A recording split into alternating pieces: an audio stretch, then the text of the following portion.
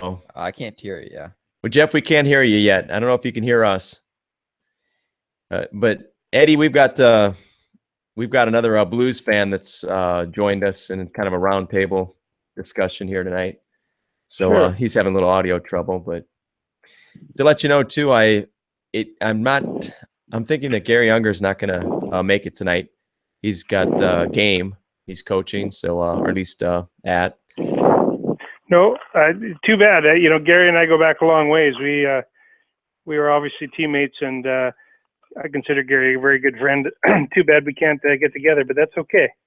Yeah, and he still might call in, and if he does, that'll be great. But I was thinking the same thing. I knew you guys had played together, so but maybe as we get closer to the Winter Classic, we can just try to make sure it happens where you guys can get on together and talk about the good old days and playing with the Blues and everything. So, but let me see, Nick, you ready to go? You want to start it up? Or yeah, he says he'll figure out his audio and hop on when he's ready, but we can go ahead and get started. Okay, then we'll get it started right now. And Ed, thanks a lot for coming on. So we'll get things going here. It's great to be on with you tonight. Sure. Okay, we'll get it going. All right, let's go ahead and hop right in.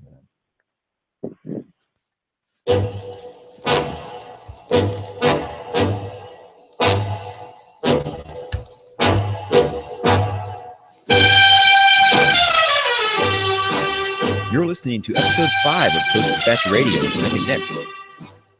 We're joined here today by Ed Staniowski, Blues Alumni goalie, and he played 6 seasons with the St. Louis Blues. And he's actually on the roster this year for the Winter Classic Alumni game. So that's going to be very exciting to see. Ed, how are you doing today? I'm great, Nick. It's a good opportunity to be on the phone with you and catch up a little bit about the Winter Classic that's coming up and the 6 years I spent with the Blues and great time in St. Louis. Oh, we're excited to have you. And I got to let you know, Eddie, this is my son, Nick Jr., that's kind of running the show, and I'm in the background here. So you got Nick and Nick. There you go. Well, I guess, can you hear that music playing? I sure could. Does it bring back any memories?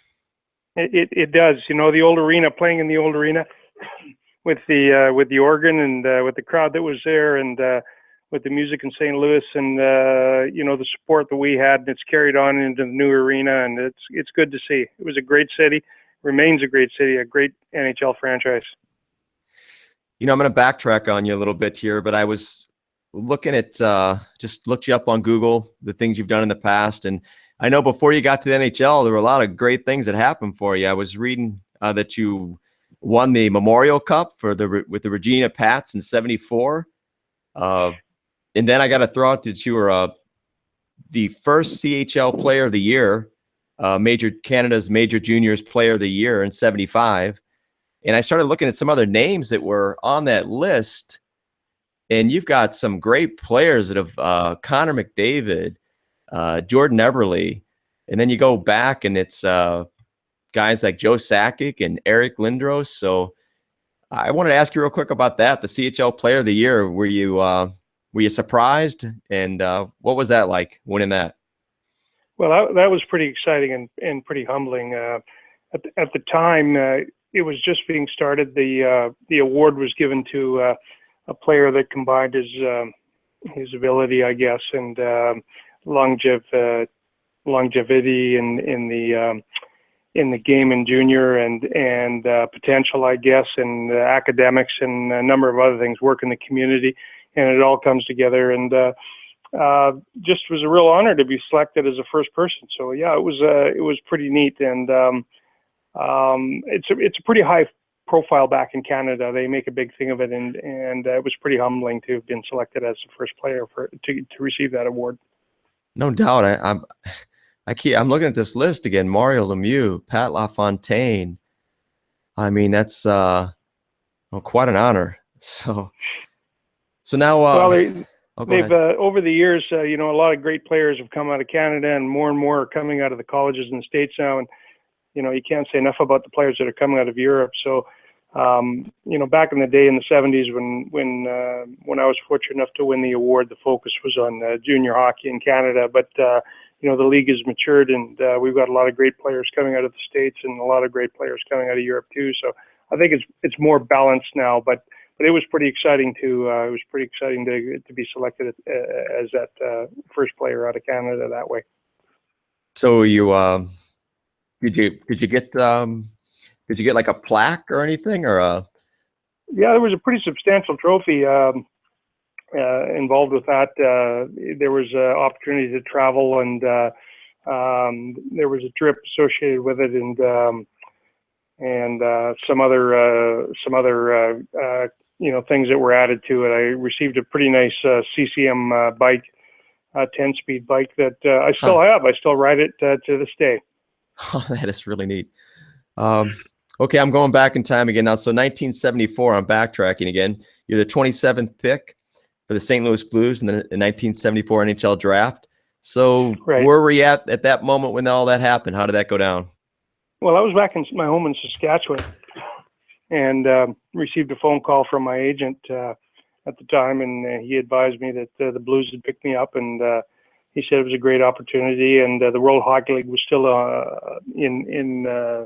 in effect at that time, and I was drafted by Cleveland in the World Hockey League, but he said it sounds like St. Louis is very serious about having you come to St. Louis, and I was excited about that. Glenn Hall was the goalie coach at the time, and Eddie Johnson was the other major goalie at the time, and Pops, as we called him, so the opportunity to go to St. Louis and learn a little bit about the game at the pro level, and have the opportunity to play with the Solomon team, and who had, they were well known for having established a franchise, and of course with Glenn Hall being there as the goalie coach, that was pretty exciting. So give me your so do you drive into St. Louis the first day, or you fly in? What was that like? Well, it's funny because the first trip I ever made to St. Louis, I flew in, and my parents were with me. The Solomon family, Sid Jr. and Sid Solomon had invited my parents to come down and see the city and see a little bit about what was there. And it was pretty exciting. I was just 19 years old at the time, and to fly into St. Louis and see the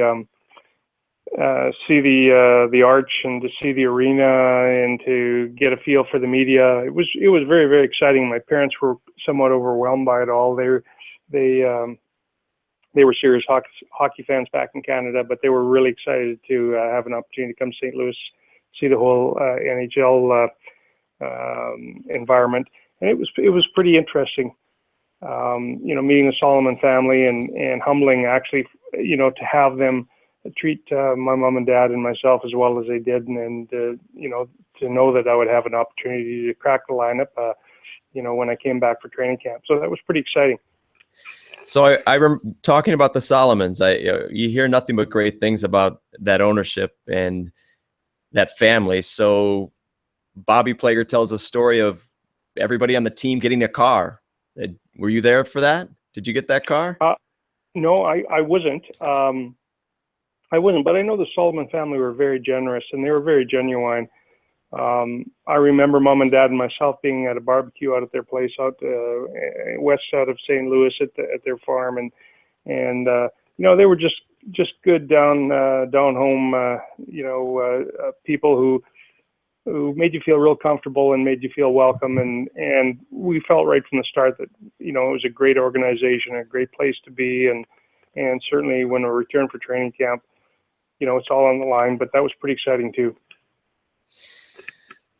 Well, I'm going to just throw this out of nowhere here, but I was thinking that, as a kid, I had told you I was in the driveway and making the saves and in goal, and I was Staniowski with the big save, right? So that was me.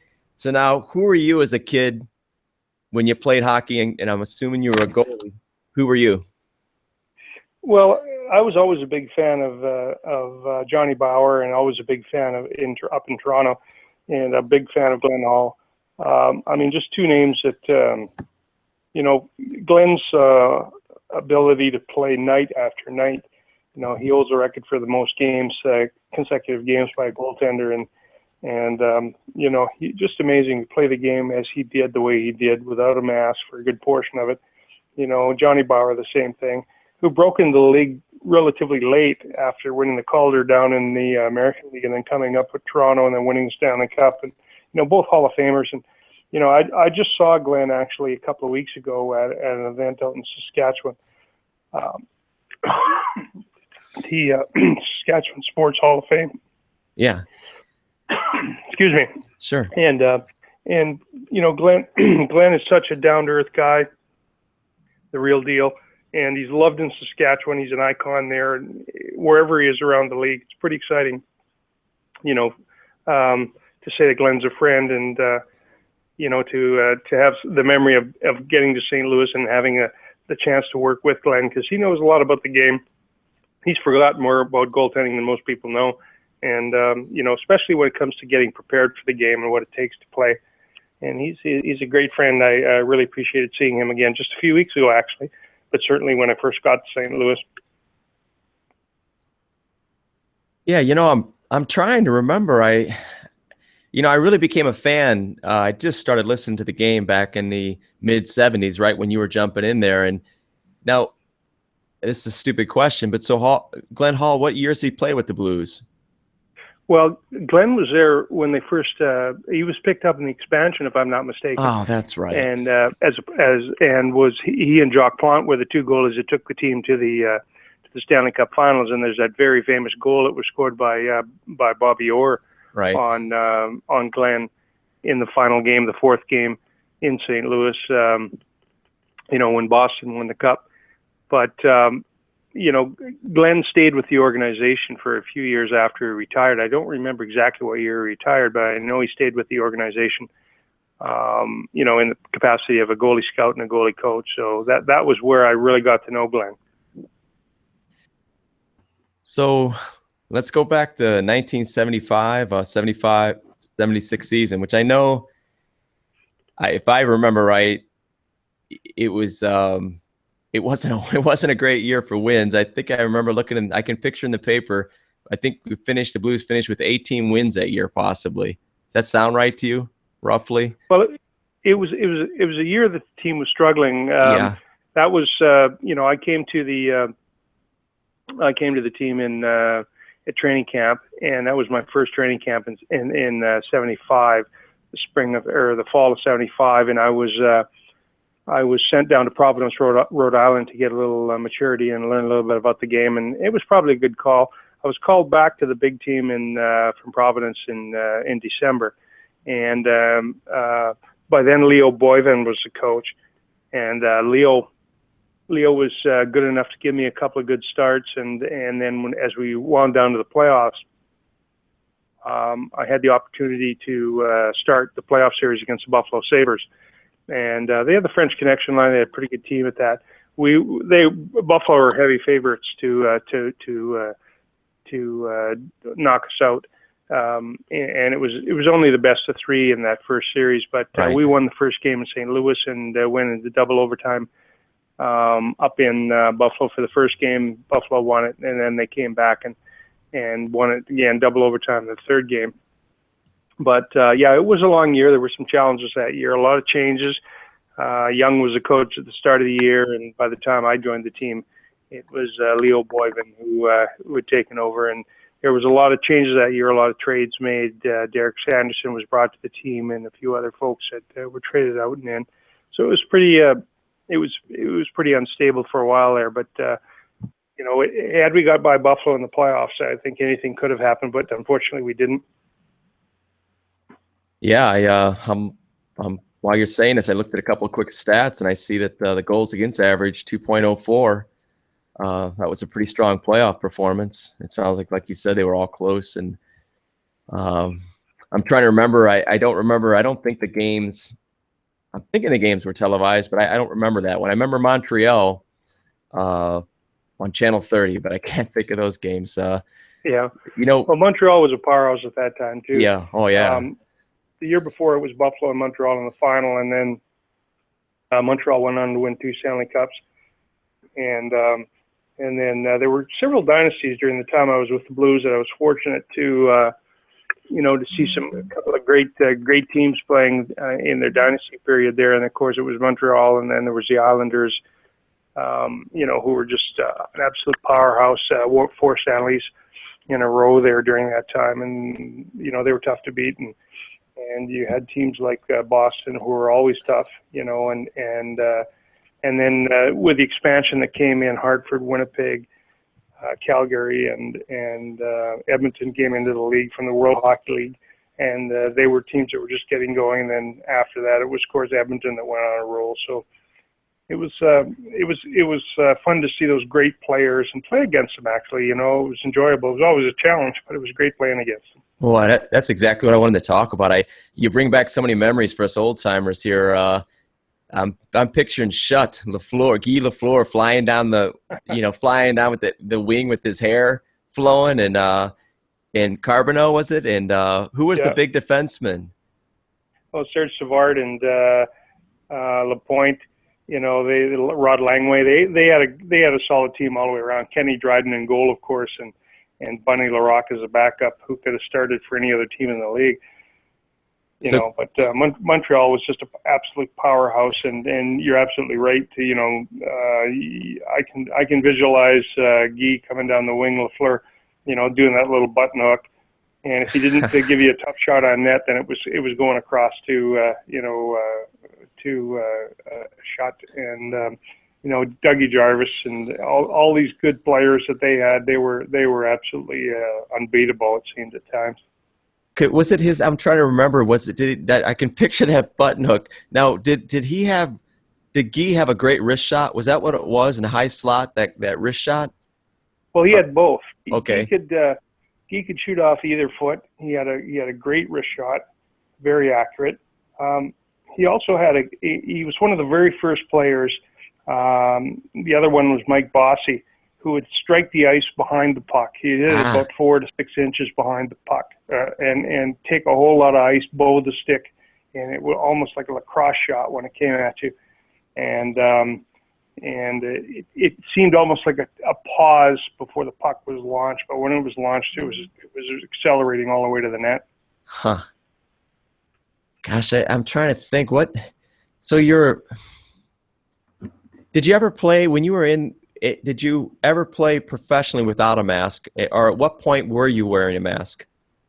No, I started my junior career wearing a mask, and they weren't very good masks back in the day. They sat right on your face. There was no padding on the inside, so basically they took some of the shock when you got hit by the puck, but you were still going to get cut at any of your pressure points, on the high on the cheek, around the eyes, around the chin. If you got hit, it was still going to cut you, but at least it gave you some protection. Nothing like the guys, the old guard. You're talking about Walmsley and Cheevers, and again, all the guys like Johnny Bauer and those guys that played, Ernie Wakely, the guys that played back before the mask. They were all those were the champions of the game as far as I'm concerned. We had a little bit of protection, but I played over 200 junior games, and back in the Western Canada Hockey League with the junior, there was a lot of all the good players that came out of the Western Canada Hockey League were went on to the NHL. Tiger Williams and Lanny McDonald, and I mean, you can drop names till tomorrow morning, and there are great players that came out of them, and they were all already defining their shot and shooting the puck hard. And I was fortunate that the mask had been part of the game for a couple of years before I really got serious and started playing junior, and then of course pro. Oh man, I want to make a transition at some point into the Winter Classic, back into the present here, but I'm going to indulge all of us guys that grew up, listening to you and watching you play and listen to great Dan Kelly call the games. But I want to see the game a little more through your eyes as a goalie, because I play goalie, I play ice hockey, and I just love the game. And so let me think now. So you're how about did you ever in your game did you ever sneak a peek at the guy when he shot, or were you able just to read the puck off the stick as the game went on, as you got better and better, or how did that work for you? Well, absolutely. You had to learn to recognize who was on the ice at any given time. you studied who the line mates were of that individual, so that when the puck was passed from one side to the other, you knew if the guy had the ability to one-time it, that the puck was going to.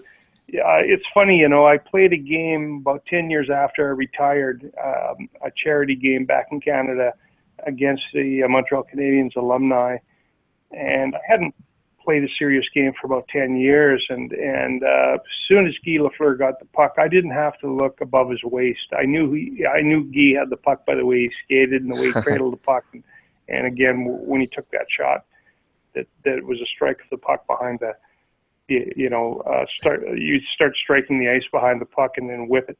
There are just certain things that are so ingrained into your memory that I'm pretty sure that even if I played a game now against some of the old guard, I would still know and recognize who's got the puck and who's passing it and who, et cetera. The game itself, you had to study it. You had to be a student of the game. The big difference between the game back when I played and now, though there has been a big change, and of course it is due, in my opinion, to the better equipment. We had to be stand-up goalies back when I played. Tony Esposito was kind of changing a little bit. He was starting to butterfly and go down. He was probably the only one back when I played. The main reason is you couldn't go to your knees early because the equipment just wouldn't allow you to do that. You'd get hurt.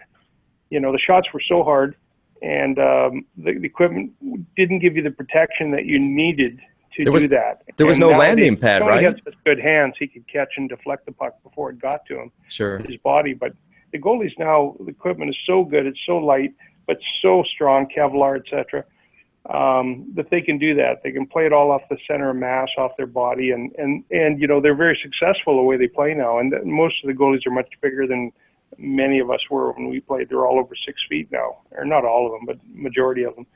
But they have the equipment that will allow them to take the shot in the chest or the throat, even protected, et cetera. So that's a big difference. Yeah, I mean those pads, those pillows you had. Now they didn't have the landing pad for the inside of the knees, right? You couldn't come down that way, right? Oh, you were bruised. The inside of your knees were bruised from September to May. Again, pads weren't made for going down. They were made for you stand-up player angles, and we were all angle goalies, and you stayed on your feet and controlled the puck that way. Emil Francis was the general manager and coach for part of the time when I was in St. Louis, and then later in Hartford, and he was adamant: you stand on your feet. You don't leave your feet unless you absolutely have to, and that's the way the game was played in the old days. Gosh, so those pads, they smelled like leather, right? I mean, they yeah, they did.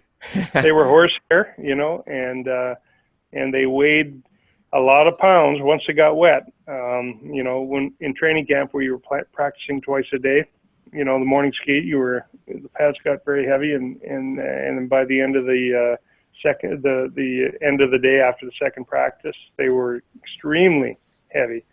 And it took a lot of drying out to get them back to form. So take me through, it's 1975, let's say, and you're with the Blues, somewhere in that period there, and you got a practice going on. Who had the hardest shot on the team? Was it Patey, Gassoff? How about Affleck? Who had the Well, you named three players that I have a great deal of respect for, and I should comment on them first. Bobby Gassoff, bar none, was the toughest player that I ever met. I was a teammate of Clark Gillies from the Islanders, who was a pretty tough guy too. And Kim Claxton, who played, for Pittsburgh, another real tough guy that I know really well. But Bobby Gassoff, pound for pound, was the toughest man I ever met in the game of hockey. And, he couldn't only give a punch, but he could certainly take one. He was one tough dude, and a lot of respect for him. And, Bruce was a great defenseman, stay-at-home defenseman. As a goaltender, you love that guy that's always there for you. He blocks his shots. He's always stabilizing force. You'd see him out there killing penalties. You'd see him out there on the power play. Bruce was a great defenseman to have on your team. And you mentioned Larry Patey. Well, Larry is one of my best friends, still is. We were fishing together earlier this fall, and we do that every fall. We get together up in Ontario, Canada, and do a little fishing. Larry's made his home in St. Louis, and a wonderful man and wonderful wife Leslie and his daughter Ashley. I think the world of them. Yeah. And we had a dynamite penalty killing. Chuck Leffley and Larry Patey, and when we got Derek Sanderson, and other teams should probably have declined the penalty when they got one on us, because those guys were dangerous killing penalties, and they got a lot of shorthanded goals. If I'm not mistaken, Larry still has a record for the most shorthanded goals for the Blues. But your question was who could shoot in practice?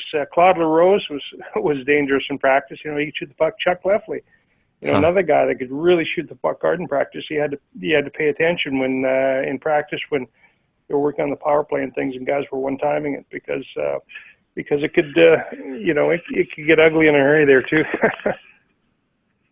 Yeah. I get to play with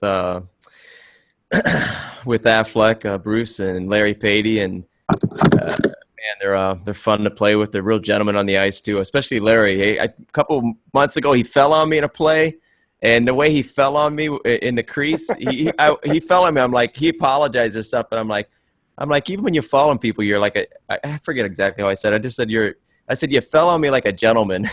I mean, guys can fall on you and hurt you, right? But he just kind of fell on me in such a way that he was like making sure I didn't get hurt. And I was like, that was awful kind of you.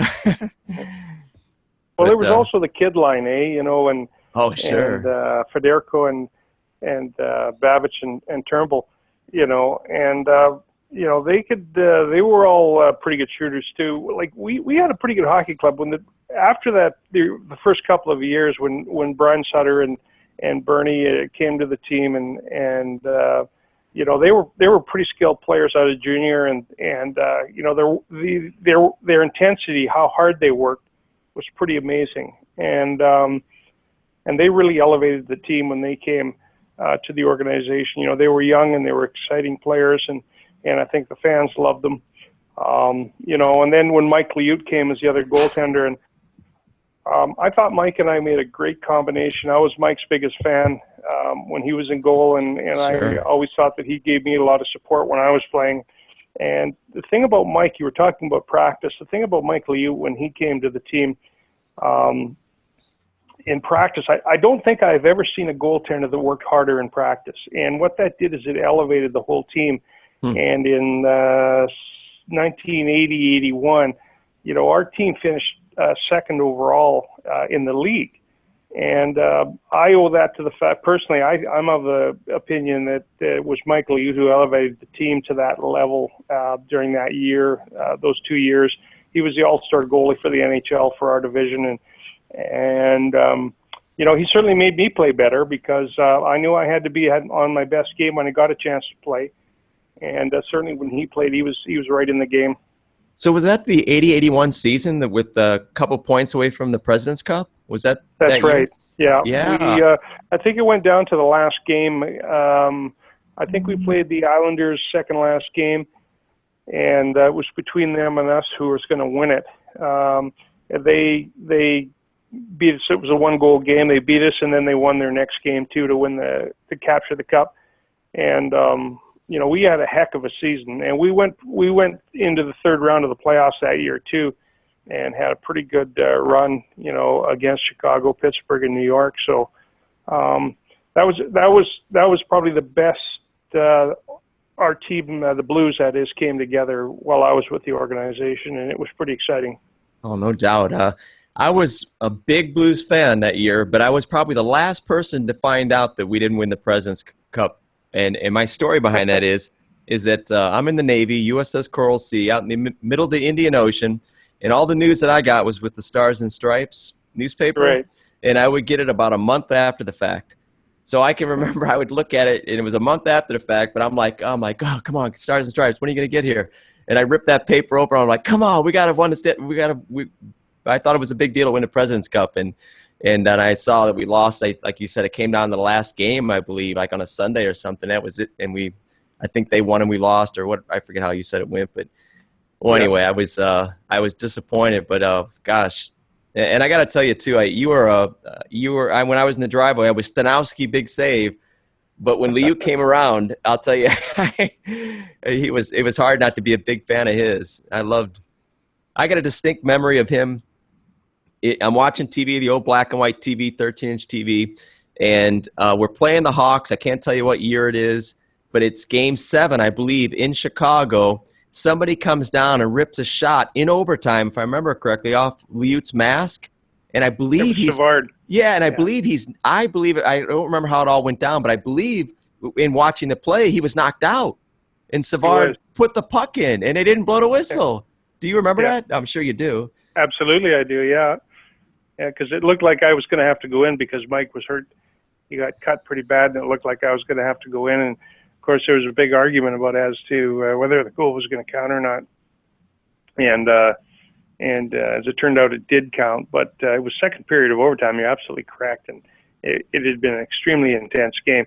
But we did come back to win the series, and but that was, I think, Game 3, if I'm not mistaken, in Chicago.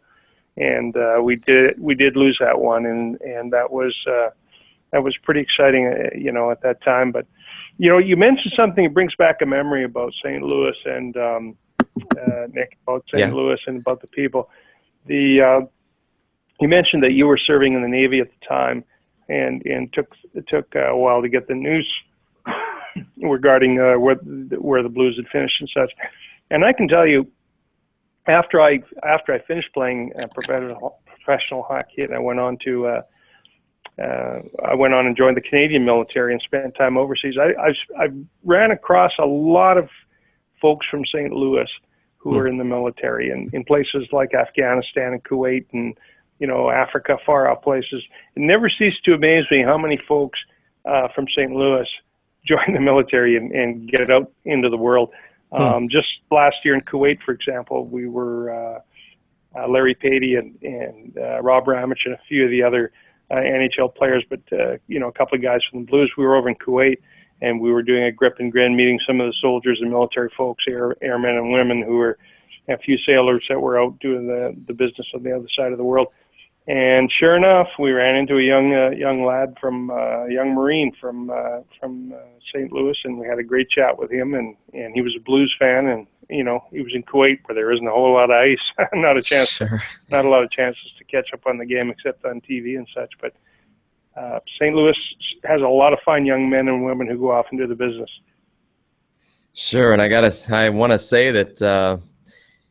Obviously it's pretty impressive what you did with your career. I can't say much about mine, kind of like my goaltending, but Lieutenant Colonel in the Canadian Air Force, I guess now, are you retired as a Lieutenant Colonel, or did you go up more? I don't know. No, I'm fully retired, and I do have to correct you there. I was Army, but I was airborne, so I jumped out of airplanes, but I didn't serve in the Air Force, but I was Army in my career. And I had the opportunity. I often say that my life was fortune and privilege. I was fortunate enough to play in the NHL and all the great things that you and I talked about, and the fun things that happened, and that was a real. I was very fortunate to have that happen in my life. And then after the game, I had the privilege of serving in the Canadian Armed Forces in the Army, and I did a number of exchanges with the American forces, served with the American forces in Afghanistan and in Africa and the Middle East, and America's my adopted home as far as I'm concerned. And the brothers and sisters I served with in the American military, I hold them in high regard and high esteem, for sure. Well, you're that, and you're always gonna. Obviously, you're a big part of the St. Louis Blues alumni. So, moving to the present here. And real quick, if I could, I just want to jump in and say, Art Lippo's here with us now. He's got his stuff working. So, if you want to jump in at any time, Art, feel free to hop in and ask some questions too. Yeah, Eddie, we got another big Blues fan, and we're meeting him actually for the first time as far as talking. So, I'm thinking he's a little bit of an older gentleman, or at least in his 40s. So, maybe. Oh my God. 30s. Always guess low. That's the trick. You don't show well on Google. I'm sorry. No. Hey, but they said I have a face for radio. Hey, and we know Eddie. We know Jeff from Twitter and social media with the Blues, hanging out, watching Blues games and talking Blues hockey. But we know him as Art Lippo, so we're not sure why, what the story is behind that. Maybe he'll tell us later. But Jeff, if you have any questions for Eddie, let us know. But I am going to make a transition now into the Winter Classic because you're a big part of the Blues, Eddie, and with being with Blues Alumni, and what an honor to be able to jump in there as the goaltender. So what do you think about that? Well, you hit it right on the head there. Talk about a privilege and an honor. Holy cow.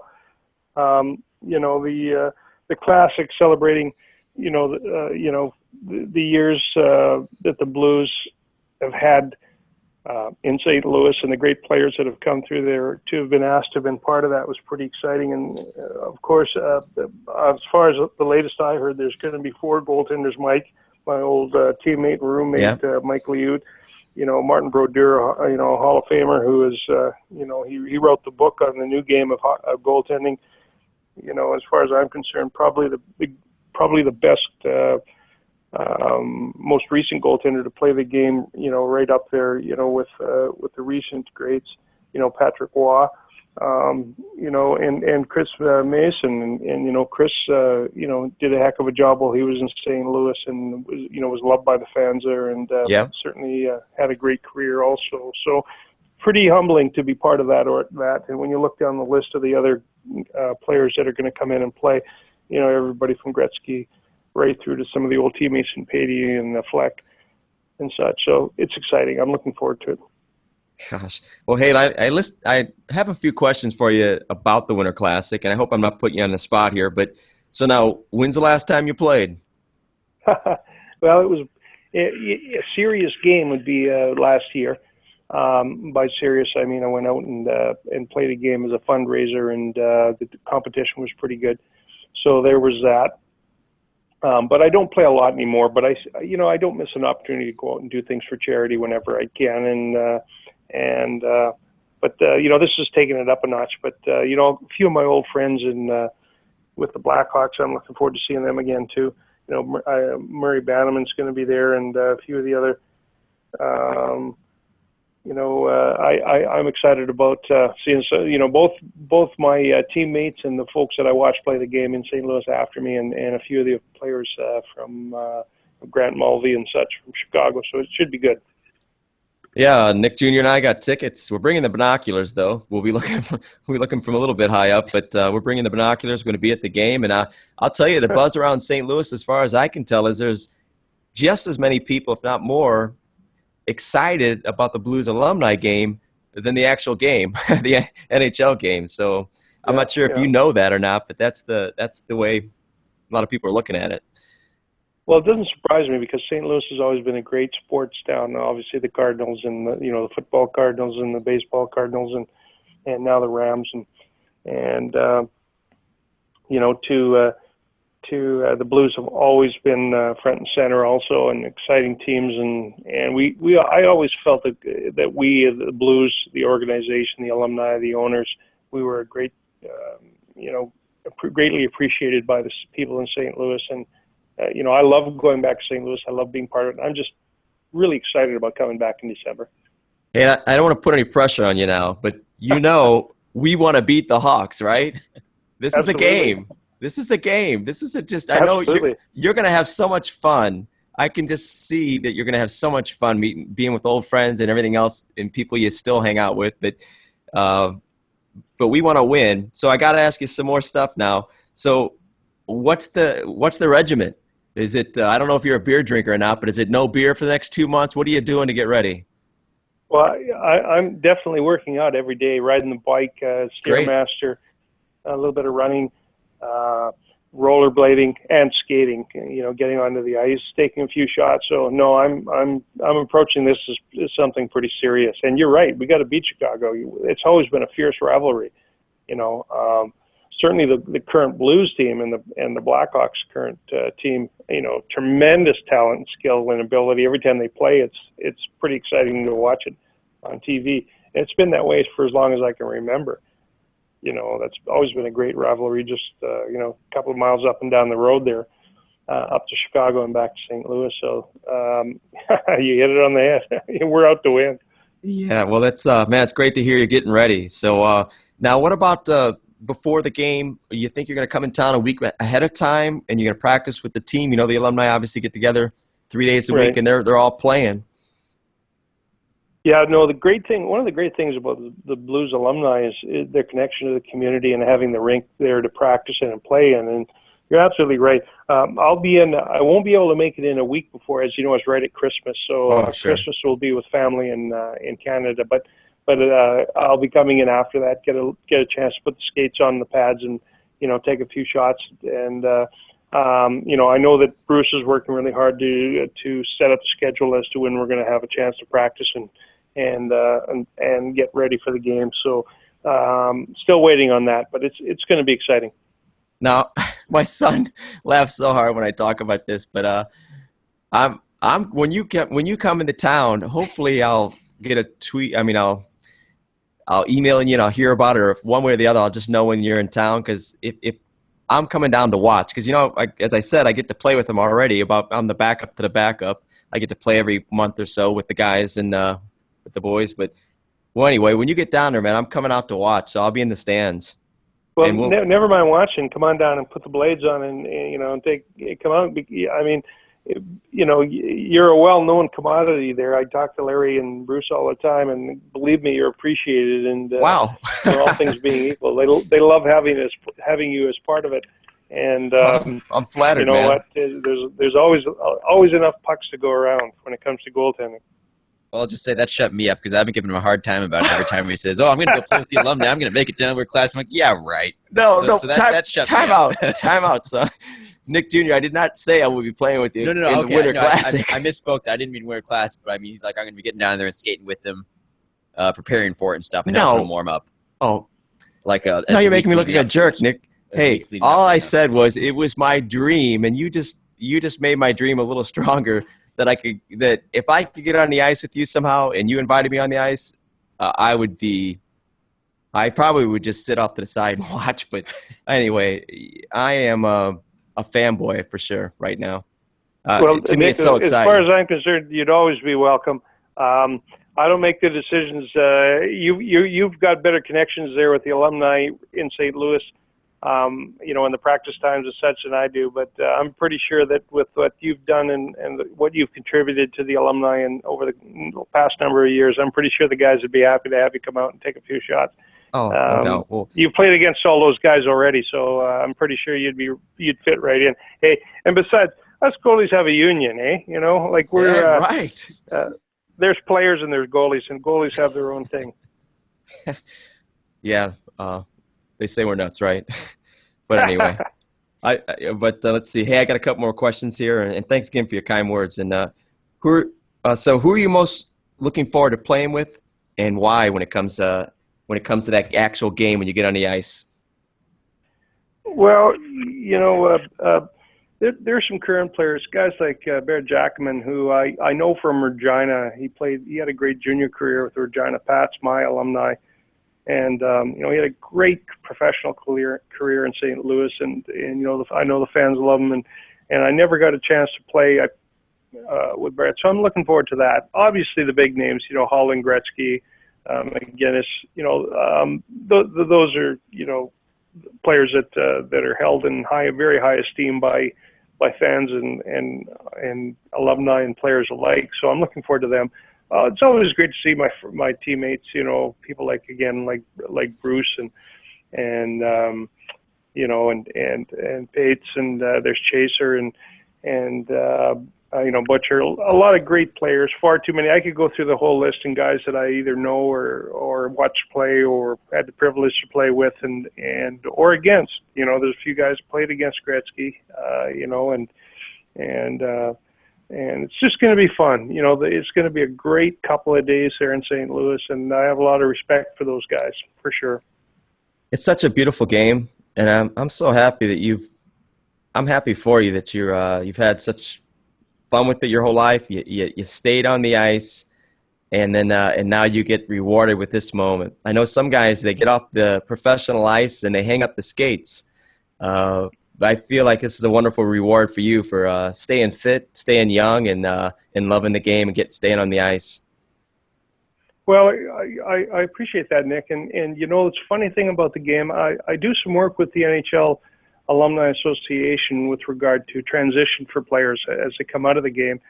And it's tough. It's a challenge. The game is so much of your life when you're playing. It's your whole focus. Even family, it's sad to say, comes second for much of the game when it comes to the game. Sure. And, when the game's over, when it ends, there's a lot of players that are adrift. They have a challenge finding something that fills that void, a purpose, because the game is so consuming at the professional level that when you leave it, you have to find something to fill that void. I was fortunate. I found, something in the military that filled some of the camaraderie and the thrill and the excitement and the adrenaline rush, all those things. But a lot of the players have a challenge, but it's always good to hear and see players that are in the alumni games when they come back and hear them talk about how they connect with their friends and the guys that they played with and against. And it's a big brotherhood. There's no question. And even beyond that, there's a brotherhood for the families. A lot of the wives like Leslie Patey and Cecily Affleck and, the guys that I played with and their families and it's a real closeness that only adversity and that kind of commitment that comes from professional hockey gives you. And so again, I can't say enough about how excited I am about coming back to St. Louis and being with the guys and their wives and families and doing it all. It's going to be great. Yeah, well, I guess I'll give a shout out to Yaker then. He kind of steers the ship in a lot of ways, and like you said, Bruce Affleck and Larry Patey and all the guys who supported and guys that are adding to the list, for the Blues alumni. And I hope I know that Dallas is getting a strong alumni going, and they look to model themselves, I think, after the Blues is what I heard. Yeah. And I guess with what you just said about players leaving the league and sometimes being a little adrift with it being so all-consuming, I guess I hope other alumni organizations, other teams keep building a strong alumni for those guys, because it sure does seem like a great way to keep that connection going. And maybe another great reason to keep those Winter Classics going so we can have those alumni games, Well, absolutely, Nick. And, I'd be remiss if I didn't say, St. Louis, the city, St. Louis, the organization, hats off to them and kudos for the outstanding job they've done with the alumni in St. Louis. And you're absolutely right. Again, with my involvement with the NHL Alumni Association, the overarching organization with regard to alumni, there are a number of teams in the league who are trying to model their approach to their alumni the same as the Blues organization. And, they've got direct, Terry has done a great job. Bruce has done a great job. Terry Aiken, who's been walking point for so many things with regard to the organization and what the alumni does in the community is probably underestimated. Fundraising, supporting the game in the community, supporting the big club.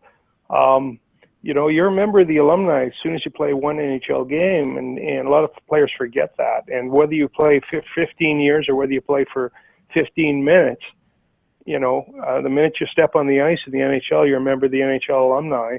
Sure. And alumni of the organization that you're playing with. And the Blues have done an outstanding job to maintain that. The ownership, Tom is to be, get a lot of credit for what he's done and his involvement with the organization there too. So, it's hats off to the Blues organization right from the top on down. Well, gosh, Mr. Staniowski, what a wonderful time to talk to you. I guess we don't want to keep it too much longer. I guess we'll let you get back to the workout bike, right? I would be, I'd be telling a long, tall tale if I said I was going to hang up the phone and go right to the workout bike, but there's no question first thing tomorrow morning. But Nick, great talking to you. Jeff, we didn't get a chance to chat too much, but I'm really looking forward to getting a chance to meet you when I come to St. Louis, and all the great fans and the folks that have supported the organization for so long. Thanks so much, Eddie. We'll catch up with you soon. You bet. All the best, gentlemen. Take care. Thanks, Ed. And we'll see you in December. Let's go Blues. We'll see you there. Take care. Right on. All right, bye. Cheers. All right, Eddie Staniowski, everybody. That was a great time talking to him. Blues alumni, and of course, goalie for the Winter Classic. Are you with us still, Jeff? Oh, I'm here. That was an easy interview. Great, man. What a pleasure. I mean, that was just fun. So, hey, Nick, I got to throw this out here. Hopefully, we can get it set up to where we can have more than one person call in, which we think we've got that figured out now. And I'm hoping to get Bobby Plager on with Eddie or with Gary Younger. And Gary's been on before, and he said he'd come on again. Mm-hmm. And, boy, as we get closer to this alumni, I think for us older guys, all the memories are going to come flooding back of great Blues games with Dan Kelly calling them and just great memories. And I guess hopefully we'll make a new one, huh? Some new great memories. Beat the Hawks. Sure. What's that game now? It's going to be December 29th. Is that the day? Well, the alumni game is December. Isn't it the 29th? Yeah. December 31st, I want to say. 31st? 31st, I want to say. Oh, that's right. Yeah, it's got to be the 31st. And then the next day is 2 days later is the alumni game. I mean, it's the actual game, right? Well, whatever. We'll figure it out when it comes. All right. So he's been patient long enough. I got to say, Jeff's probably been more patient than any guest we've ever had on the show. Apologies for the long wait in the first place. But, where's his mustache? Hey, this was the best. This is the best interview ever. I got to listen to this live. Now, where's the mustache and the hat and? Oh, the cat took it. So I got it. So as we were having you come on here, we were wondering, like, so is Art Lippo really his name, or is that a persona? So where did that come from? Where did Art Lippo come from? Well, when you play and coach in certain places, you can't really have your real name out there on Twitter if you're going to be a little ambitious and rambunctious. So we were told to kind of create an alter ego so you don't get in trouble at said place. So Gotcha. Coach him where? I mean, you don't. I mean, back when Art Lippo started, I was coaching just club hockey when I was first at Lindenwood, and then I was up on Springfield, Illinois, coaching college up there, and they had some social media policies, and I was already on Twitter, so I was like, well, if they look me up, I'm going to get in trouble. So I just found I had someone create this name, and I love Tombstone, so we just put 2 and 2 together and had at it. Now, hey, I'm trying to look. I want to see. I could get this picture up again. Now, do you play it all around St. Louis? I'm trying to think. I'm trying to see if I recognize your face. Do you ever play at Webster? Oh no. Well, for starters, I'm not 40. I'm only 34. I know. I was going too high. Yeah, I have a 6-month-old that's teething right now, which is why I look 40 or 50 because I'm not sleeping a wink. So I remember those days. Just picture Nicky with a bib in his mouth and picture me crying. But no, I mean that was an amazing interview. I mean, and there's just so many. I mean, we could have talked to him for. I had about 2 hours worth of questions I could have asked him. I mean, you just kind of want to know before the social media days, like, just the kind of stories that they have. I mean, you just want to know, like, that one player that if he shows up when the team's out there, you're like, we might go to jail tonight. Like, just stories like that, just kind of, curiosity comes out pre-social media days. Guys, as the older guys, sometimes they're great storytellers because before social media and before the demon Twitter that ruined us all, people had more than 140 characters to say something, and they shared it verbally, and and it was the way to pass down stories. Everybody communicated, face to face, and they told their story with a beer in their hand or whatever. And so I find that those guys are great storytellers, and they're just filled with memories. And I think in part because the way they share their memories, which is just a little observation on my part. But hey, you know what? I've had to go to the restroom since the beginning of the interview, but I wasn't going to miss a second of it with Eddie. But Art, I'm letting you go just for a second. I'm going to take off just for a second. I'll be right back. All right, so he's going to take a bathroom break. Hey, Nick. Hey, this could be a great time. Can you throw in a good – have you ever heard some of our ToastDispatch commercial breaks? We got a lot of big. No, this is really this is my first podcast ever that I've ever jumped on, which is why I was having audio issues. So I am brand new to this whole scheme of things. So this is amazing. Okay. Let's go to a commercial. Right, so you can listen. Commercial break real quick. Can you give me a Monsanto commercial? One of our great sponsors. Oh, Monsanto loves sponsoring us. Here we go. Okay, let's go to Monsanto break. Monsanto grows more than our food. They grow the moments that make up our lives. Every family dinner, every cotton blanket that we use to tuck in our kids at night, every bowl of popcorn we share nestled on our couch watching a movie. It all started in a laboratory. Wherever your day takes you, however it ends, chances are it began with a genetically modified organism. This Frankenstein fit food was brought to you by Satan's Jock, better known as Monsanto. All right, so thanks to our sponsor, Monsanto. They probably don't know what we said about them in the commercial, but nonetheless, we have their money. Anyway, let's hop right into this here. So the Blues, they're coming off a 3-2 victory from the Sharks, where they finally looked like a team again. It felt to me like, did you get a chance to watch that game? Yeah, absolutely. It was very surprising because after the first period, you really didn't know what to expect.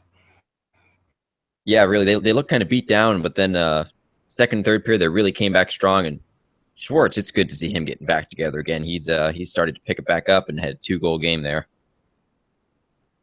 Fabry too. I mean, everybody's rolling except for our best player in his line. So, Yeah. But I guess it's.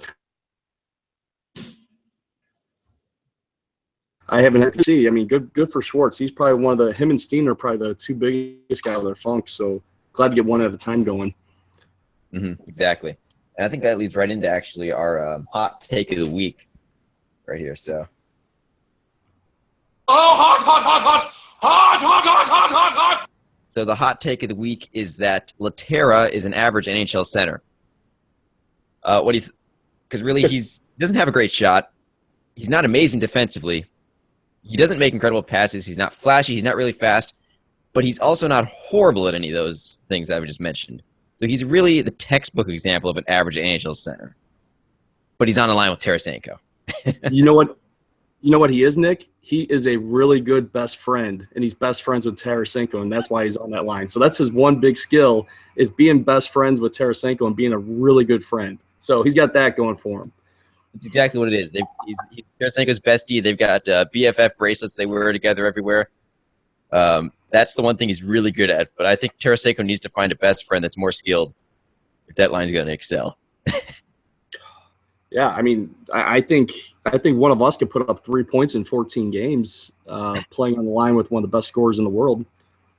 It's not that hard when you got Tarasenko and Schwartz on either side of you. My hot take on my hot take is that what am I trying to spit out here? I had something in mind there a second ago. Well, I just figure you know what? I'm having trouble pronouncing his name. Am I having like a? Who are you thinking of? I was starting to say Lietra, like Laterra. I'm having. I know, but why am I saying Lietra? Like I'm We've had him for like 3 I am years having now. a aneurysm right now. I think he's having a stroke. We'll need to call an ambulance. I know, this is horrible. Anyway, I'd say that. I was going to say he's the new Berglund from a social media standpoint. Laterra is the new Berglund. He is the new Berglund. Every year, there's a Berglund every year. This year it's going to be Letra. Now you got me saying it wrong. I know. It got stuck in my head, Letra. It's like it's spelled that way or something. You've been hanging around Doc Emmerich too much. I mean, he's not scoring at all, so you don't hear Tom Calhoun or the announcers calling his name on the score sheet. So that's why. I'd like to think that was a brilliant joke on my part, but it's obvious it wasn't. That would have been great. How do you say his name? We never hear it in the scoring column.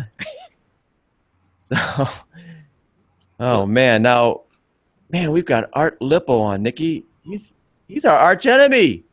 We're in the Final Four with him right now. We've done ourselves in. We've pitted ourselves against each other. So the Twitter Cup is down to the Final Four. Let's see how we're doing. Boyer I want to get an update. Defeated. But Boyer was narrowly defeated, I should say, by Blues Fan Nation in the first round by a 1% margin. Hitch's Hat barely upset St. Louis Game Time in a stunning defeat, 51-49 in round 2. And now, over in the Eastern Conference, we have ToastDispatch and Art Lippo facing off against each other. And I think one of us is doing very well and the other one could use some help. Yeah, let's talk about something else right now. Moving on. Well, since I want to come on again, the show again, it looks like we're tied 50% from what I'm reading. I can get behind that. Yeah, I see that on my screen now. Yeah. I was going to ask you it just went 71-29. Oh, God. I must be listening to the show. I honestly didn't think we were going to make it past Bleeding Blue in the second round, though. I thought he was moving on for sure. Yeah, what's the right word here? How did you get this? Manipulate? Yeah, I mean, he's got an army behind him. It's Lippo's army, we're going to start calling it. How do you get such? I don't really understand why they're all voting for me, because it's not like I'm the most nicest and friendliest person on there. Half the time I'm just cranky, hungover, or just being salty about the Blues, so I just try to bicker for entertainment. So I don't know why everyone's voting for me. They think it's all like an act, but you're like, no, this is me. This is me. Oh no, it's just all about having fun. It's supposed to be entertainment, and some people, they either take it way too seriously or try to be the smartest guy in the room. It's hockey. Enjoy it. Have some fun. And there's actually a lot of great people I've met off Twitter. So sometimes you just got to have some fun with it. And, you can weed out the bad ones by the ones that take it too seriously. And the good ones are the ones you normally, end up meeting at a Blues game or at an establishment and having good talks afterwards and talking hockey. So it's all about just sifting through the first layer of the BS. Oh, I'm right with you there. Yeah, you can run into some great people and you can run into some not so fun people, but you just got to know where to go and take it all lightly and take it in stride. Yeah, I enjoy, I really enjoy the social media side of, well, to some degree, of following the Blues. And we're all Blues fans, and the interaction is fun. And this is going to be a vote for Art here, but man, your stuff's smart. It's witty. You got funny things to say, and I guess some insightful things to say at times for the Blues. And you and Hitch and a lot of the other guys that we put in our Twitter cup here, you make it. I guess you guys make it a lot of fun to follow the Blues, because man, you know how it is. Some games that the teams can stink, and our team stinks, and it's like, why am I even watching this tonight? Let's watch The Simpsons. But then you got Twitter Save the Day. Yeah, that's what makes it fun, is the people end up making it a lot of fun. I mean, the hockey, they've been disappointing me for 34 years now, so you kind of get used to it, so you might as well just build some friendships and have some fun with it, and maybe we'll strike lightning in a bottle. But for something that you guys could do with this and have Blues alumni on and some legends and talk, that's a feather in the cap to you guys. So keep up the good work with this. This is definitely amazing new find I just found with y'all. Is this a vote for the ToastDispatch, possibly? I'm on board with you guys. I voted for you the other couple rounds, so there we go. Hey, if you I might have my wife might just make an account just to vote for you guys in a second here. There we go. So if you'll just retweet the podcast, we'll take that as a big plus. Yeah, absolutely. Anything for you guys. Yeah. We need to have you on again. We'll need to. We'll definitely let you know whenever we're running a show and get you on and have a chance to talk more. I got an idea, Nick. As the Twitter Cup comes to an end and Art Lippo raises it and drinks from Lord Twitter, knocks off Hitch's hat. The greatest. I just want that picture in front of the lounge brick. That's all. I'm public enemy number one there, so I got it. I actually went to the lounge recently. I was like, can this place really be as stupid as everybody says it is? And I went there like, oh my god, it is. It's worse. It's probably worse. It's probably worse than you guys say it is. Yeah, the first post I went to, I think, was somebody with some crazy trade options. I was like, hey, can we trade Bullmeister and turn Steen into like a defenseman? I'm like, oh no, these people exist. Hey, Nick, backing up real quick, just a quick idea that maybe within the next week or two, maybe sooner, if we can get it to work out, Art, I'm gonna call you Art, Jeff. You got Art. Call me whatever you want. It's all good. We got Art, ToastDispatch, St. Louis Game Time, and Hitch's hat. We'll all have a post Twitter Cup party, and we'll make it into a podcast. If we get everybody on, I think that'd be a lot of fun. And then if we can get people to come on in a roundtable discussion, in the actual Google Hangouts, that would be great. I'm starting to think that St. Louis Game Time, I've met a lot of people from St. Louis Game Time, but I've never met the founder. So I'm starting to think that he's not so much of a person as he is an idea and like a collective of people. He also got knocked out in the second round today, so he's a little bit salty. He's not showing his face. Brad Lee and the Hat are two great people to hang out with in person. I got to know them quite a bit during the playoff run. We'd do a lot of tailgate parties for game time and whatnot, and very, very quality individuals. So you won't be disappointed meeting them and getting them on. It'll be quite a good time. A lot of laughs too. So you're a guy. You look like a guy with ideas. So what do you think, Art? What do we should? Who would you like to see on next on the podcast? As far as alumni, if not a player, we might be able to get a player or two on. Who knows? But when it comes to the alumni, who would you like to see on? Ooh, well, I mean, I'm an older person, so when it comes to the older stuff, so I think anybody from Staniowski's era, I think anybody that's played in the old barn would be a perfect one. All right. Well, it doesn't have, you think it doesn't narrow it down, but I mean, Brian Sutter was my favorite player, until he up and got coached, but I don't think he gets cell phone reception on his farm, but man, like him I think Courtnall would be a great one too if you can get access to him. I got a bad memory. I love Courtnall. Garth Butcher's a beauty too. I mean, I've heard him tell some stories. You'd probably sit there and laugh the whole time if you get him on. Oh yeah, that's a great idea because I have heard Nash would be great too. Yeah, Tyson Nash and Garth Butcher were buddies, and they were at the fantasy camp, a blues fantasy camp, telling stories. And that's a great idea. You brought back a bad memory with Courtnall. Now he played with the Blues for a number of years at the end of his career. I guess he ended his career with a concussion, I think, didn't he? Mm-hmm. Right to you, yeah. And right. But he had he was a great player. But I have a horrible memory of sitting, and I believe it was a Game 7 against the Canucks. Oh no, I know where you're going. Courtnall came in on, Keenan was the coach, and Joseph was in net, and Keenan didn't like Joseph and was always playing head games with him. And I believe it was maybe it wasn't Game 7, but either way, he comes in on a wrist shot. It was Game 7, I think.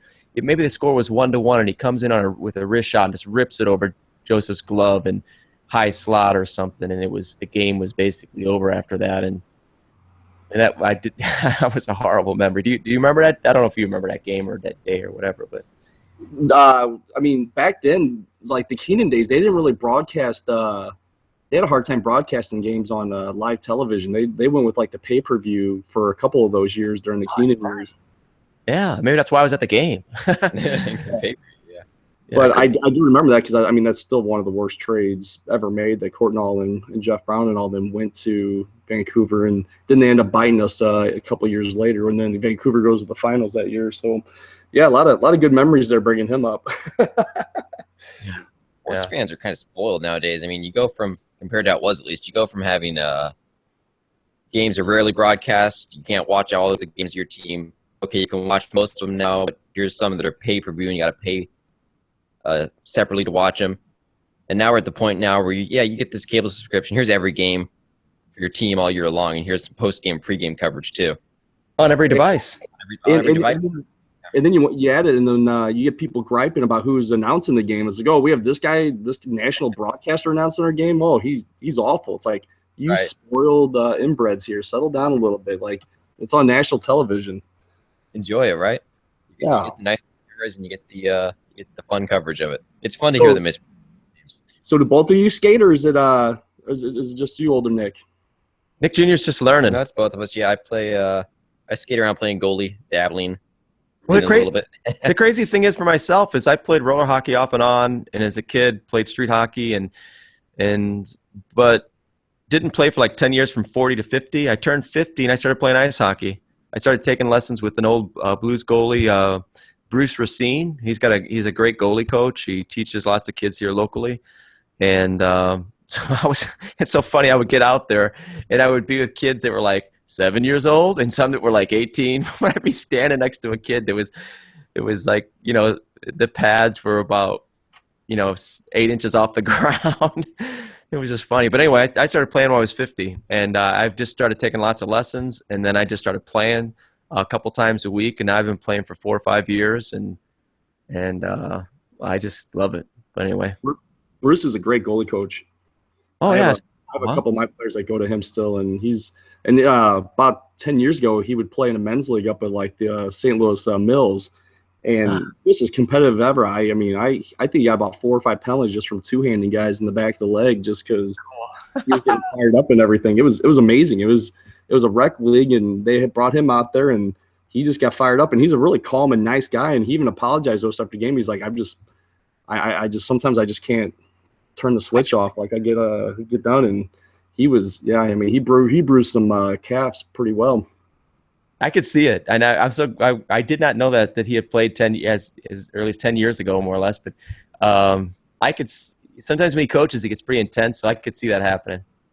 Well, that league was so bad. If you asked him about it, he would probably deny it. So, just in case you ever followed up about it. But it was pretty bad. But no, it's really fun. It's really fun because you're talking about some of the alumni and when the alumni come out. But I think the scariest person I ever played against was as alumni was John Winsink. That guy is a monster of a man. I think his his fist is as big as my head. So when did you play with the Blues Alumni? I mean, he skated with because John used to put a men's league together at like some of the rinks, and like so he'd have a couple like alumni and then some of his buddies from his construction business, and sure. I mean he was scary. I mean I don't know if you've ever met him or played against him, but John Winsink's a very scary man with that big mustache. You know what? Sure. I think he still plays. Now he's obviously it's a gray mustache now, right? But it's a big old mustache, and I don't know. I never looked him in the face because I didn't want him. I didn't want to make eye contact. Well, he did. He looks like I'm pretty sure I know who you're talking about. And so now yourself, you've hung him up. If you want to Google when you get off here, Google John Winsink challenges a bench, and you'll see him during a brawl go in front of this bench and just invite anybody to come out, and he's sitting here like this in front of their bench. So it'll be a great YouTube clip for you when you get out of here. But yeah, he's a scary man. And he played for the Blues, right? Yeah, he played for 1 year. I was going to ask Ed about it. It's him. I'm looking at him right now. Yes, he comes out and plays. I didn't know it was him. I didn't know who. Sometimes guys are in the locker room. I don't know who they are. Well, and, I mean, him and Larry Patey could look like brothers right now. But he was a. You look at his stats say it all. But he even has his own ESPN 30 for 30 about him and everything. Like this guy he played 3 games for the Blues, but he resides in St. Louis. He's a legend. He's the textbook enforcer, classic one then.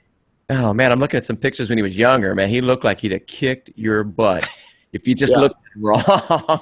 He reminds me. He kind of looks like Reed Lowe, except a lot meaner. He's got the what do you call it when the mustache goes straight down? It's that and not the handlebar, but the Fu Manchu. Fu Manchu, sure. There it is. Yeah, so he's got a Fu Manchu he's rocking, and he's almost got a fro going on with the big Elvis chops on the side. Man. Yeah, well, he's definitely he's turned gray, man, but he's still got the presence about him in the locker room. He's a big guy. Yeah, absolutely. We're guessing it's probably going to be you versus Hitch's Hat in the finals. Don't give up yet, Nick. We got some tricks up our sleeves. We got big tricks coming up. I got a smear campaign that's going to make Hitch's smear campaign look like a love letter. Yeah, you have an advantage. I'm technologically stupid, so I can't do the Photoshop or anything. So I'm just going to try to kill you with words, and I don't know about the pictures. So you're going to have me beat there. So wow, wait a second. Update. We're up to ToastDispatch is at 34% now. Hey, we're climbing. That's back. up like 14% from earlier. Maybe. So, have you prepared like an acceptance speech? I think that's a sympathy vote. Everybody saw how bad it was looking. They're like, I mean, this is your tournament, so I feel like I'm almost obliged to start campaigning for you guys to make this close. I got to be a good guest. Okay, I got to say, Birds on the Bat. Did help us out here and retweeted us. Oh, sweet. So Birds on the Bat is a friend of ours on the Cardinals side who has 36,000 followers. Whoa! To vote for us, so wow. This might be even out pretty soon. That was my first trick up the sleeve. Yeah, I mean, I don't even know what to say about that. That's a lot of firepower there, and you can't. I don't know. I'm more intrigued by your guys' origin with the whole ToastDispatch thing. I think that's the greatest name ever. So I'm thoroughly enjoying your guys' stuff so far. Now, if you go to the website, just to give you a heads up, I can never get Nick for whatever reason because he's the IT guy for the whole operation here. I can never get him to put at the top bar videos. It's up there. Well, it's not. It's under more. If you go to the top, we've got over 200 videos we did as a family. We used to do a lot of sketches and skits. And not funny.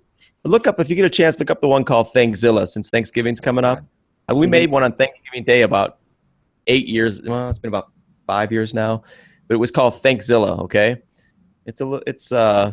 Well, anyway, we make co-productions, man. We'd write scripts, lighting, everything, green screen. But when did the website start? That started about 3 years ago, I want to say. And it was April of 2013 or so. And it all started with Halak. It all started with St. Louis. The STL Today. Forums, yep. Everything started with us. If you're asking, and if anybody cares, do you want to hear the story? I do, because I'm a historian at heart, so I like to know where fellow antagonizers like myself get their inspiration. Oh, which is important. If you understand that word is very important, because you need to be inspired sometimes, motivated to come up with really good creative stuff.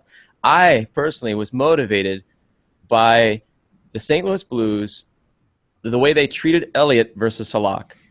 How from the beginning, I always, at some point at least, within 2 months of Halak showing up with the St. Louis Blues, and I was the first guy to jump on the bandwagon and say, "Oh, Halak, look what he did with the Canadians back in the year of our Lord, 1902 BCE." So, but anyway, back in the day, I was the first guy on board with them. But within a couple months, I'm watching Elliott, I'm watching Halak, and I'm like, no, Elliott's pretty good. I like the way he plays. I think he just needs a chance. And as the time went on, I was all over Els. I'm like, Moose. That was my guy. I loved Els. And the Blues kept pushing Halak forward. And I'd be on the STL Today forums. I guess that's all it was, right? Blues Talk, yeah. Yeah, so it was Blues Talk. I'd get on that forum, and these people would be like, Halak is number one. He can do no wrong. If they lose 10-0, they'd be like, oh, the D's just not playing well. And I would just rail on them, showing them the facts and the stats and saying, look, Elliott's our man. He should be the guy. So anyway, that was my cause. That's what got me up every morning. No. And that inspired me to just write whole long articles on, I would call all these guys, I had them compared to Hitler and the Nazis, and I had all these whole stories going on. And then at some point, I'm like, hey, Nick, we just need to come up with our own website. Because I was getting banned like every other week. They'd ban me. I'd have to create a new email address. A new account, and you'd pop in there. You'd arrange the letters in his username. I was Spav. If anybody's listening that used to listen to or still goes to STL, I was Spav. It's finally off your chest. Yeah. It was me. I was the Spav. And I would. Oh man, I could tell you a million stories. So but eventually, we just. But basically, Blues Talk morphed into the Lounge. Is what we're. It's basically what happened here. The Lounge is what drove you to madness, and the Blues Talk is what drove us to madness. Eventually, after you wrote up all those articles, we decided, well, we got to have a place to put all these. So we started throwing around names one day. We were sitting around, and it was like parody. Parody. What would it be? It was like, well, we're pairing the ToastDispatch. How about what rhymes with post? Toast. Okay, ToastDispatch. We'll toast them. We're gonna toast them and roast them. And roast them. So that's how we came up with ToastDispatch, and that started about early 2013, I want to say. We worked on that logo for about a year, though. The logo took about 6 months. No, I'm joking. It was very prepping. The logo took me about 10 minutes in Photoshop. And I'm surprised that we've actually stuck with it this long, but it seemed to just fit. And then. Yeah, the original website, it was horrible. It looked nice, but it would take me about an hour every time you posted an article. I'd have to recode the front page by hand every time to push everything around. But then you went to WordPress. So we moved over to WordPress, and it's a lot easier now. And we did videos. We've done articles, and last year we started up the podcast. We've got a whole backlog of years worth of podcasts, and we're coming into our second full season of doing it now. And to be honest with you, I want to say that you guys asked me to do that last year, but I was so paranoid that I thought you were like some catfishing lounger account trying to mess with me, because I never heard of the ToastDispatch before. So I apologize it took this long to connect like this. Very good. We do have one parody account of. Well, there was a guy. Do you ever go on Reddit? Not in a long time. That place scares me. It's almost like Blues Talk, except for a little more dangerous. Yeah, you got to be careful where you go in there. Oh yeah, don't get on anybody's bad side. But There was one guy that it was about a year ago, made a parody, or not a parody account, but just a hateful account of us. It just kept on going around saying, I'm an idiot and I should kill myself.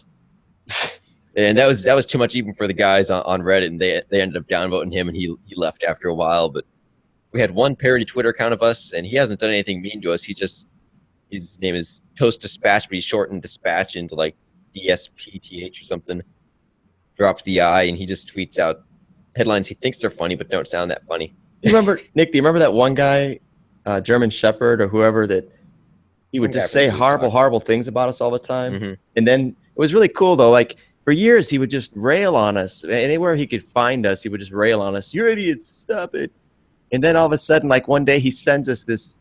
Did he send us a direct message? Oh, yeah. We got a message from him that says, like, hey, guys, I just wanted to say, I've said a lot of mean things about you guys over the years. I don't really mean them. You guys, I'm really excited about what you guys do. And I kind of take it back. You guys are actually pretty cool.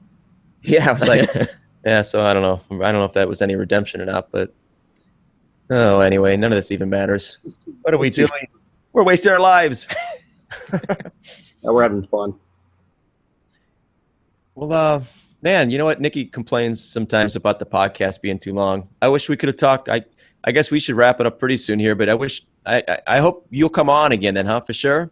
Can we have you? I will take a backseat to any alumni interviews like that any day of the week. That was awesome, and I was glad to hear it firsthand, and I didn't have to download it. So just the opportunity to have a chance to ask a couple questions. I mean, if I didn't have the audio, the pleasure's all mine. So thank you very much for having me on tonight. Yeah, and we'll have you on again for sure. And to let you know, too, that typically if you want to jump on, we've got one of our little strategies is to spread out with all the SB nations from all the other hockey teams. And so we'll we've got a list now of maybe 10 people that we go to. The Blues will be playing Nashville, and we got a guy that one or two guys that we'll bring on and talk about the game either before or after the game, the day before, the day after. And so the talk a lot of times is more Blues centric and more just actual, a lot of it's focused on the team and what's going on. And then it mixes in with just joking around and talking about whatever. So that's what we do a lot of times, and we'll look forward to having you on again. That's for sure. No problem, guys. Hey, thank you very much, and we'll talk soon. Best of luck in the contest next 22 hours. Yeah, I think we'll need it. You too. Okay, see you, Jeff. See you guys. See ya. All right, have a nice evening. Bye. All right, well, that'll do it for this episode of ToastDispatch Radio with Nick and Nick. We'd like to thank, of course, Ed Staniowski. Great time having him on. Great interview with him, and wish him the best of luck in the alumni game against the Blackhawks, which we have no doubt that they will crush the Hawks in. We'd also like to thank Art Lippo for coming on. Great time having him on. Don't vote for him on the artlippo.com. Yeah, follow him at Art Lippo, but don't vote for him in the Twitter Cup. Vote for us, ToastDispatch. You can, of course, follow us on Twitter at ToastDispatch. Check out our website, ToastDispatch.com. And you can subscribe to this podcast on iTunes, Stitcher, Google Play, or any of your favorite podcasting apps. Thanks again for listening.